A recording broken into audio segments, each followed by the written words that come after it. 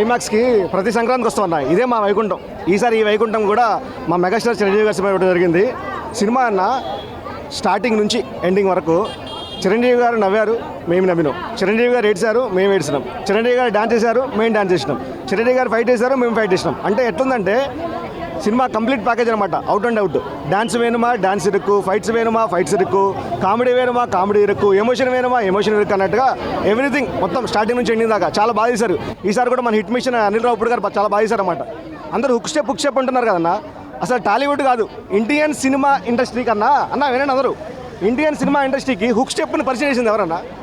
Megastar Chiranjeevi గారు. Hook స్టెప్కి head master అన్న ఆయన. ఇప్పుడు వచ్చినాయి హుక్ స్టెప్పులు. అలాంటిది అరే ఒక హుక్ స్టెప్ వేస్తే ఈ జెన్జీ బ్యాచ్ వీళ్ళందరూ ఎట్లుంటారు, పూనకాలతో ఉనికిపోతున్నారు అందరూ. అట్లుందన్నమాట. 1970s నుంచి ఆయన సినిమాలోకి వచ్చారు. ఆయనకు 70s వచ్చాయి. Same swag, same style, same dance, same hard work. Boss అంటే బాసే. అందరూ బాస్ ఈజ్ బ్యాక్ అంటున్నారు. అసలు బాస్ ఈజ్ బ్యాక్ ఏంటన్నా? అసలు బాస్ కన్నా అందరూ బ్యాకే కదా. ఇప్పుడే మనశంకర్ వరప్రసాద్ గారి సినిమా చూశాను పోయా. ఇప్పుడే అబ్బా ఈ సంక్రాంతికి ఏం కావాలో ఇచ్చేసాడు అంతే. ఇంకా చిరంజీవి గారు ఒక పక్క, వెంకీ మావ ఇంకో పక్క. ఓరు నాయన ఏంది పో సంగతి అయిన డ్యాన్సులు, ఉక్కు స్టెప్పులు. ఓరు ఆయో ఈ సంక్రాంతికి ఇంకా పండగే అయితే. ఇంకా చిరంజీవి గారు మళ్ళీ వరుసగా 15 సంవత్సరాలుగా ప్రతి సంక్రాంతికి ఇండస్ట్రీట్లో బ్లాక్ బస్టర్లో కొడతానే పోస్తారు అంతే. మరొకసారి ప్రూవ్ చేసేసాడు అంతే పోయా. నిజంగా పోయా చాలా బాగుంది. అనిల్ రావుపూడి అయితే చెప్పి మరీ హిట్ కొట్టాడు అంతే. డైరెక్టర్ అంటే అది పోయా. అబ్బా ఏం కాన్ఫిడెన్స్ పోయా. అనిల్ రావుపూడి అన్న నువ్వు సూపర్ అన్న. అబ్బా నువ్వు పెద్ద సినిమాలో హీరోలకి దేవుడు అయిపోయాడు ఆయన. దయచేసి అనిల్ రావుపూడి గారికి పెద్ద హీరోలు అందరూ ఆయనతోనే సినిమాలు చేయండి. మీకు ఏమైనా ఫ్లాపులు అయినా కూడా ఆయన ఖచ్చితంగా హిట్ చేస్తాడు. అదేవిధంగా ఇంకా వెంకటేష్ గారు అయితే పర్ఫార్మెన్స్ ఉంది. వచ్చాడు పోయా మధ్యలో వెంకీ గౌడ అనే. అబ్బా ఏమి ఎంట్రీ పోయా. ఇద్దరు కలిసి డ్యాన్స్ వేస్తున్నారు.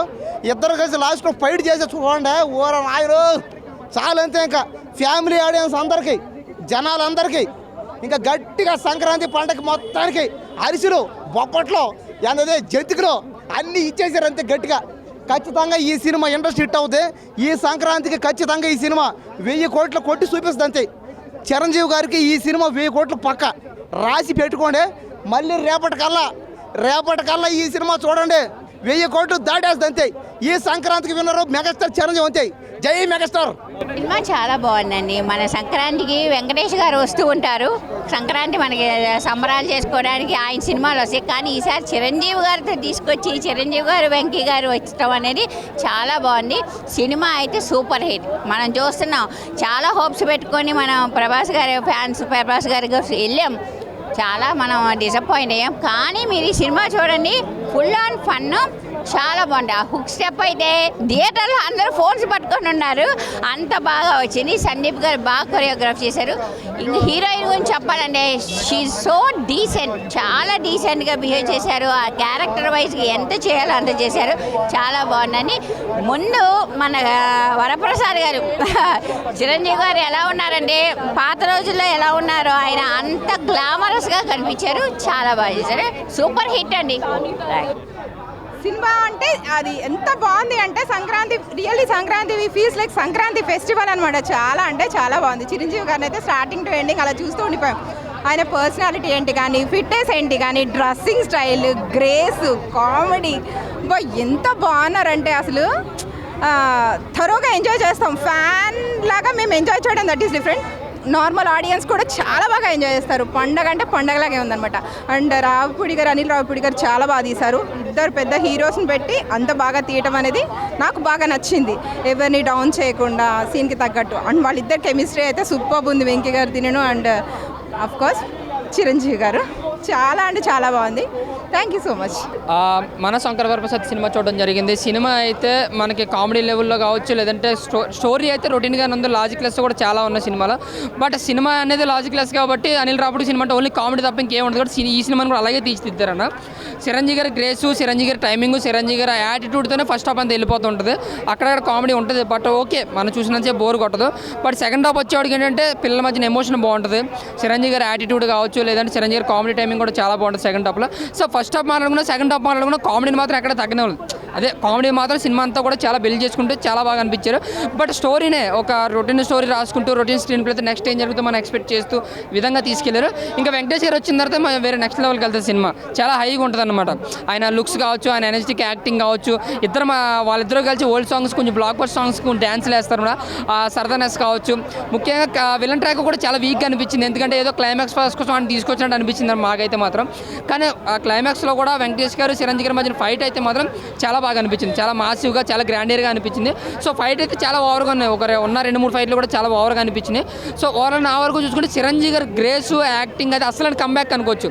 ఎప్పుడో 2010లో వచ్చిన ఖైదీ 150 కన్నా ఇందులో చాలా ఎనర్జెటిక్గా చాలా యాక్టివ్గా నటించారు. ఎక్కడ కూడా 70 ఏళ్ళ వయసులాగా అనిపించలేదన్న. జస్ట్ ఒక 30-35 ఏజ్ లాగే కనిపించారు. ఆయన గ్రేస్కి ఆయన టైమింగ్కి సినిమా సగం లేపారన్న. 1 మ్యాన్ షో అనుకోవచ్చు. నిజంగా చెప్తాను, అనిల్ రావుపూడి సగం లేపితే ఈయన సగం లేపుకున్నాడు సినిమాని. బట్ పండగకి వచ్చింది కాబట్టి ఫ్యామిలీస్ అయితే ఖచ్చితంగా చూస్తారు. బట్ అదర్ ఆడియన్స్కి మళ్ళీ అంటే రెగ్యులర్గా చూసే వాళ్ళకి కొంచెం యావరేజ్గానే అనిపిస్తుంది. సో ఓవరాల్గా నా వరకు చూసుకుంటే జస్ట్ ఓకే అన్న. హ్యాపీగా వెళ్ళి మనం నవ్వుకుని సరదాగా బయటికి రావచ్చు అంతే. థ్యాంక్ యూ అన్న. సినిమా ఇప్పుడే చూస్తున్నాను. బాస్ బిగ్ బాస్ ఎక్స్ట్రాడినరీ ఉంది మూవీ. సంక్రాంతికి ది బెస్ట్ మూవీ అంటే ఇదే మూవీ చెప్పాలి. పక్కకే ఉన్నాడు కదా కట్అవుట్. అసలు సార్ని చూస్తే గ్యాంగ్ లీడర్లు ఎక్కడైతే స్టాప్ చేస్తే 35 ఇయర్స్ తర్వాత మళ్ళీ అదే గ్రేస్ అలాగే కనిపిస్తాడు. ఇంకా దానికంటే చిన్నగా కనిపిస్తున్నాడు. అదే షాక్ నేను ఏంటంటే ఆ స్టెప్స్ కానీ ఆ స్టైల్ కానీ డ్యాన్స్కి అదే డ్యాన్స్ అని కొడితే సచిన్ టెండూల్కర్ క్రికెట్లు ఎట్లయితే ఫేమస్, బిగ్ బాస్ డ్యాన్స్లు అట్లా ఫేమస్. ఈయనని చూసి చాలామంది యంగ్స్టర్స్ ఏంది ఇప్పుడు ఓల్డ్ అయిపోయారు, కొంతమంది వదిలేశారు. అంతమంది ఇన్స్పిరేషన్. తను చాలా బాగా చేశాడు. అండ్ మూవీలో చెప్పాలంటే ప్రతిదీ plus point. Acting, dance, story, Nayanthara ఆమె అపియరెన్స్ చాలా బాగుంది. అండ్ మూవీలో ఇంకా ప్లస్ పాయింట్ ఏంటంటే కాన్సెప్ట్. Movie concept perfect. ఇప్పుడు అయ్యేది తీసుకొచ్చిండు Anil Ravipudi sir. Your great. ఏంటంటే చిన్న ఈగోలకి డైవర్స్ వరకు పోయి పిల్లల లైఫ్ ఏమవుతుందో అది ఆలోచిస్తలేరు. But think 100% before you take the decision తీసుకునే ముందు 100 సార్లు ఆలోచించి నీ ఫ్యూచర్ ఏమవుతుంది, పిల్లల ఫ్యూచర్, పిల్లలు ఉన్న వాళ్ళు పిల్లల గురించి ఆలోచించండి, పిల్లలు లేని వాళ్ళు మీ గురించి ఆలోచించండి. ఇప్పుడు ఒకటే అడుగుతా, ఇప్పుడు డైవర్స్ తీసుకుంటారు, నెక్స్ట్ కంపల్సరీ బాగుంటుందని గేమ్ గ్యారంటీ. వచ్చిన వాళ్ళు ఇంకా వేస్ట్ గాడు ఉండొచ్చు. Maybe either wife or son ఎవరైనా సరే వాళ్ళు ఇంకా వేస్ట్ వాళ్ళు రావచ్చు. సో నేను అంటున్నాను, చిన్న ఈగోస్కి పోకండి. అండ్ ఇంకా మూవీలో ఇంకా క్రేజ్ ఎలా పెంచాడంటే లాస్ట్ టైం సంక్రాంతికి వెంకీమామ ఒక్కడొస్తేనే విక్టరీ కొట్టేసిండు తెలుసు కదా. ఈసారి మాత్రం ఇద్దరు కలిసి వచ్చిర్రు, అసలు దుమ్ము దులిపేసారు. Super movie.